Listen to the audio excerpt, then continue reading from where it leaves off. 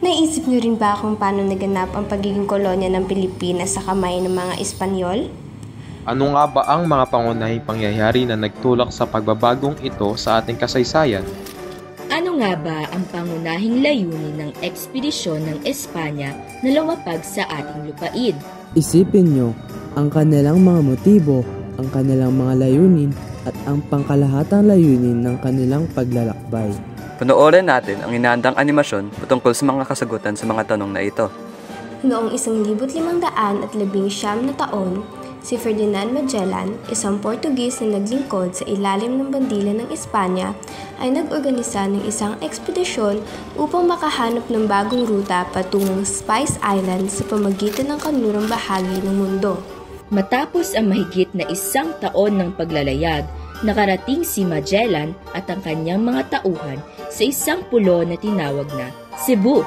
Nang masako ng mga Espanyol ang Pilipinas mula 1,565 hanggang 1,898, lumaganap ang paggamit ng iba't ibang wika batay sa rehiyon at antas ng edukasyon ng mga Pilipino.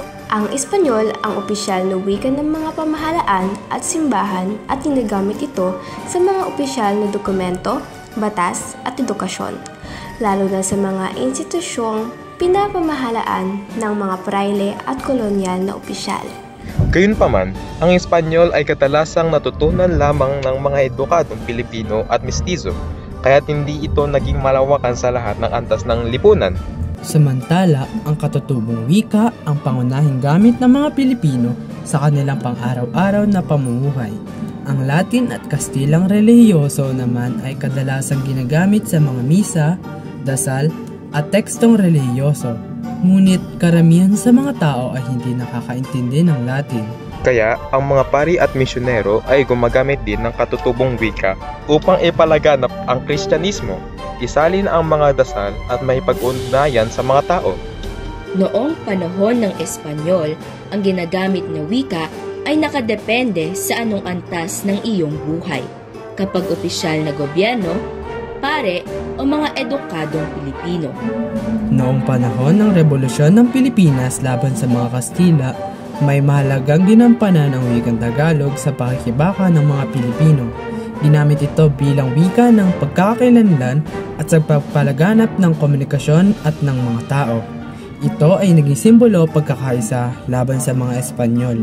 Ito ang ginamit ideolohiya upang mas madaling maunawaan ng mga kapwang Pilipino ang kanilang layunin at adhikain. Sa wakas, sa loob ng mahigit ng 300 na pakikidigma, noong Hunyo 12, 18 at 78, matapos ang madaming labanan at pag-aalsa, dineklara ni Emilio Aguinaldo ang kalayaan ng Pilipinas. Ngunit hindi ito magtatagal dahil sa sumunod na taon may 1, 2 pang giyera pang naghihintay.